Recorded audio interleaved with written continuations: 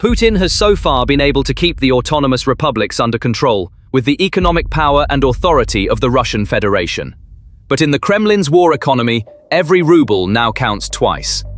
As defense and security expenditures balloon, the tug-of-war over the soft lines of the central budget intensifies. This situation creates a major dilemma, especially in war-torn regions like Chechnya. Kadyrov's authority in the region stemmed not from absolute loyalty and devotion, but from the power of money itself. Now, Russia's economic power is weaker than ever. On the one hand, there are Ukrainian attacks on Russia's economic arteries, refineries and oil pipelines. On the other, there are Western sanctions and heavy losses on the front lines. This burden is being placed directly on the economies of the autonomous regions or directly on the workforce. In Kadyrov's Chechnya, in particular, political stability has been sustained for years by a budget rhythm. Now, transfers, subsidies, and project payments to Grozny are decreasing. Even in 2023 and 2024, Kadyrov had disagreements with the Kremlin, Russian generals, and even the FSB. Add to this the economic downturn. Now, Kadyrov's loyalty to the Kremlin is heading toward a dangerous curve. This is a risky gamble for Putin. In 2025, Russia's military spending will reach record levels. Approximately 7% of GDP is allocated to defense and security. This burden is straining the central treasury. At the same time, sanctions, insurance freight and financing premiums are disrupting energy cash flows. As a result, the center is inclined to distribute the ruble in a more conditional and targeted manner. In this situation, regions that are exceptionally dependent on federal transfers are the first to feel the tremors. Chechnya is in the midst of just such a tremor. To gauge the magnitude of this earthquake under Kadyrov's administration, we need to look at how the Chechen budget works. The Grozny model should be thought of as a three-cornered triangle. The corners of this triangle are... The political translation of this triangle is loyalty. Loyalty is not an image, it is a cost. It is an analytical error to think of loyalty in a region as a fixed feeling.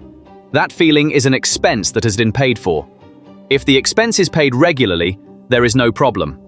If there is a delay in the coffers, voices are raised on stage. In everyday language, Grozny-Kremlin relations can be described as very good, but the code for good has changed. After the armed crisis in the summer of 2023, the emphasis on single command at the center intensified. The performance of security actors in the media and on the ground began to be evaluated not by show loyalty, but by measurable results. In this climate, three areas of friction stand out. Elements from the region mostly came to the fore in internal security, urban cleansing, moral psychological impact, and propaganda tasks. The difference between the center's expectation of clear strategic gains and the media aspect of this role sparked internal debate. When money is tight, the demand for results increases. The gap between appearance and reality is discussed more. Authority friction within the FSB/Ministry of Internal Affairs/Rosgvardia triangle has long been known. Old polemics with heavy statements like, "If you enter without permission, we will shoot," remain in memory. During periods of tight money, these frictions tend to resurface because resource sharing is also authority sharing. Factors such as rapid promotions at a young age, family clan appointments and rewards are overlooked when the economy is comfortable. However, when the budget tightens, they come under scrutiny. The question, what is the purpose of this position? How is it financed? Is asked not only in politics but also in accounting. All this does not mean that tomorrow there will be a break, but it shows where the first cracks may appear when the flow of money weakens. The ice in politics does not break in a day, but the cracks accumulate. As the cost of the war increases, the center is working on two fronts to close the leaks: budget technique and elite control. In the 2024 executive table, gratuitous transfers such as dotacja, subvencja, subsidii, and other transfers amount to approximately 121.6 billion rubles, constituting 83.6% of total revenue. Local tax and non-tax revenues are just over 17%. In other words, Grozny's budget pulse beats with blood from Moscow. This dependency is structural. It is not the result of a single year's policy, but of a system that has lasted for more than a decade. This picture is felt more acutely in regions with high transfer dependency. In places like Chechnya, the phrase, "the center is tightening its belt," manifests as changes in the pattern of tenders. Some projects being left in rough construction, maintenance and repair items being postponed, and silent savings in security apparatus. This never happens in a single day, with a single decision. But when the rhythm changes, it produces political vibrations until the underlying system reaches a new equilibrium. So, what happens if Grozny's funding is cut? There are three answers to this question: partial contraction and shifting. The center maintains the total transfer nominally, but changes its composition. Flexible items, showcase projects, symbolic investments, are trimmed. Salaries and social payments take priority. The political impact is limited, but the showcase slows down, visibility decreases. This is pressure felt behind the scenes, not on stage. Conditional funding and oversight. Transfers are tied to stricter reporting and spending conditions. The loyalty test is embedded in financial technique. Every project requires justification. Competition among regional elites over whose project gets funded intensifies. This increases internal friction without amplifying external pressure. Net cuts delays. Pressure on the center intensifies, and if cash flow stalls, delays in salary and contract payments begin. This is the option with the most obvious political impact, as the purchasing power and payment rhythm of the loyalty salary are directly affected. If this threshold is reached, the tone of show loyalty rises, morale falls, trust is damaged. The common point of these three responses is loyalty. Loyalty is more of a flow than a feeling. When the flow narrows, the feeling becomes more visible on stage. But the voice on stage alone does not bring cash. The logic of the patronage network works on the assumption of enough slices. When the slices narrow, two things happen. The language of solidarity increases and competition sharpens. The narrowing of the tender calendar increases the tension of whose man, whose company. If advance payment shares are reduced, the cash flow of small contractors is disrupted. As the extension period increases, the motivation of the teams in the field decreases. All of these appear to be individual incidents, but collectively they are recorded by the authorities. It is necessary to open a parenthesis here. This competition, when the cash flow is disrupted, the first savings are quietly made here.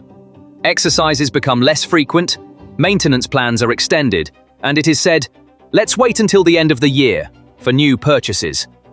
It may not be visible in the short term. In the medium term, morale and preparedness decline.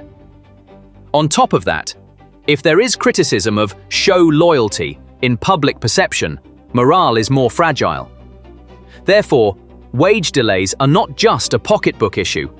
They are an issue of authority. It is difficult to gauge independent public opinion in Chechnya. Still, there are indirect indicators.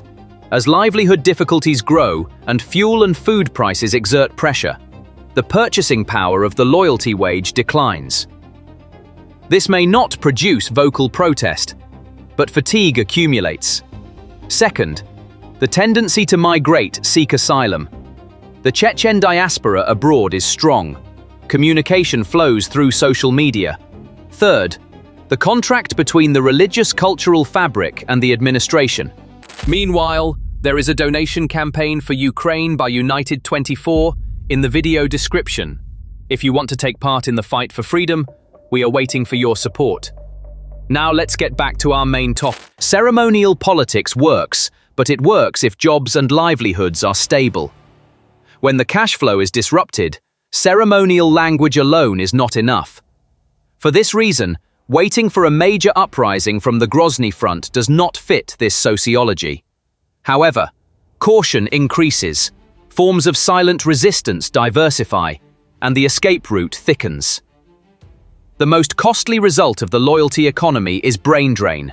The permanent departure of well-educated youth means a slow but permanent erosion of local capacity.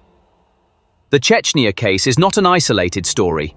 Similar tests are being conducted across the Federation for minority leaders and state-affiliated holdings. The center uses three tools simultaneously to measure economic loyalty: taxes, transfers, and permits. If a region or holding company is all show and no substance, or if there are suspicions of leakage in the flow of money, or if it does not support political success with measurable contributions, tight control kicks in. Advance payments for major infrastructure projects are reduced. The banking channels, cancellations, deadline extensions, and advance payment adjustments on the tender portal may seem tedious, but in the field, politics is measured by these things. If a housing project is cancelled twice on the grounds of market conditions, if a sports complex is postponed for a year because of a price difference, if a road construction project skips the season under the pretext of seasonality, the sum of these actions shrinks the patronage pool. Whose share diminishes in the shrinking pool? This question draws new lines between bureaucracy and security. So, if the Grozny-Moscow money line narrows, where does the early warning come from? First, the monthly cash flow. If the monthly deviations in the unpaid transfers, sub-items in the official execution tables increase, it means the rhythm is disrupted. Second, the tender rhythm.